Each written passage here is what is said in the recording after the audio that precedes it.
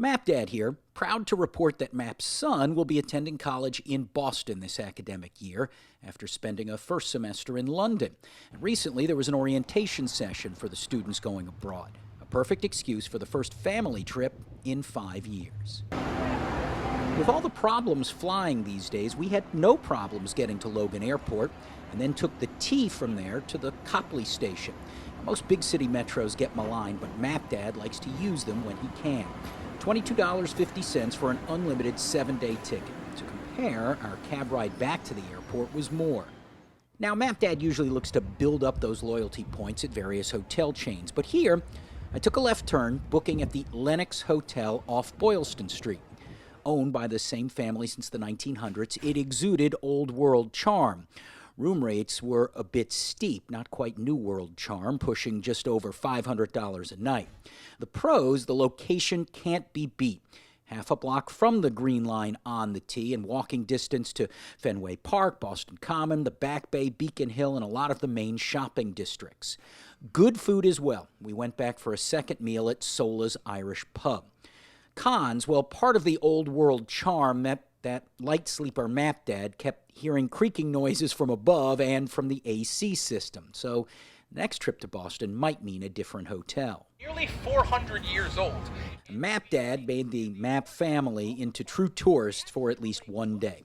We bought 4 tickets at $17 apiece for a 90-minute guided tour of the Freedom Trail, a 2.5-mile brick trail that goes by some, not all, of Boston's historic sites. You start out at Boston Common, dating back from 1634. It's the country's first public park. Our tour took us past the Massachusetts State House to the Granary Burying Ground, some of the gravestones here dating back to the 17th century. Now, after seeing the old City Hall, MapDad and family veered off the tour almost at the end to go to the old State House. A separate ticket of $15 gets you into Boston's oldest public building and the Old North Church, which we'll get to in a minute. The Boston Massacre in 1770 happened in front of the old State House, and some of the renderings of the event done by none other than Paul Revere. Around the corner from the old State House was Faneuil Hall, which hosted many meetings leading up to the Revolutionary War, but the MapDad group was hangry and headed straight to Quincy, not Quincy as I was told by a local, Quincy Market next door for lunch. It was a lobster roll taste-off. The Boston Chowder Company had a roll and soup for about $40. Pretty good stuff. Oh, if you see this Chipotle and think, man, that's kind of a cool building, well, it's known as the Old Corner Bookstore, also once home to the publisher of the Scarlet Letter. One nice thing for a tourist is, thanks to the Big Dig, where Interstate 93 was buried under the city, it's a nice walk from Faneuil Hall and Quincy Market into the North End, where it was not a midnight ride, but a midday walk for all things Paul Revere.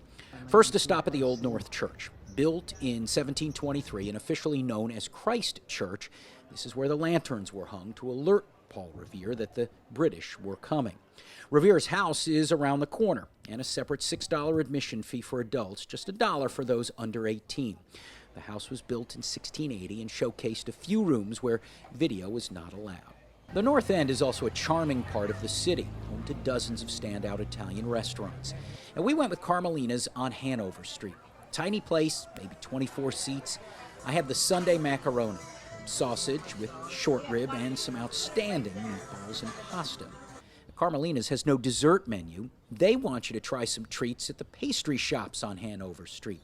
The two most famous are Modern, around for 90 years, and Mike's. And don't be turned off by the lines. I'm here at Mike's. It moves pretty fast. And oh my God, Florentine cannoli, a Boston cream donut, a black and white cookie. You can't go wrong. It was all heavenly. After a day at my son's orientation, I took off on foot from the Lenox Hotel to Beacon Hill, just over a 20-minute walk. First, a stroll through the public garden is a must. Spectacular. It was early enough in the day, the swan boats hadn't even embarked on their first adventures. Once in Beacon Hill, a first stop at Acorn Street, where it looks just as it did during colonial times. Around the corner, Louisburg Square, where I spotted a lot of restoration work on the brownstones. Coming down the hill, it was on to Charles Street, the main business strip. A stop at Tate Cafe was in order. There are a handful of these around the city with excellent baked goods and breakfast sandwiches. Leaving Beacon Hill, I had to find that place where everybody knows your name. Map Dad actually saw a taping of Cheers back in the early 1990s, so here was the site the show was based on. On our last night in town, a stroll around the Back Bay, a beautiful neighborhood. The main business district here, along Newberry Street. Dinner was at Joe's on Newberry, where I enjoyed a yummy steak tip salad, topped off by some awesome ice cream down the block at Emack and Bolio's. They claim to be the original Boston ice cream experience. Now, remember what I said about no problems flying? And that was going to Boston. The canceled flight, the rerouting of Map's son and Map daughter to New York City, where they spent 2 nights in a sketchy motel in Queens, and the discovery upon getting home that Map Dad had COVID, well, the end of the trip left something to be desired. Still, can't wait to get back and spend more time in Beantown because there's so much more to see. I'm Map Dad, pointing your travels in the right direction.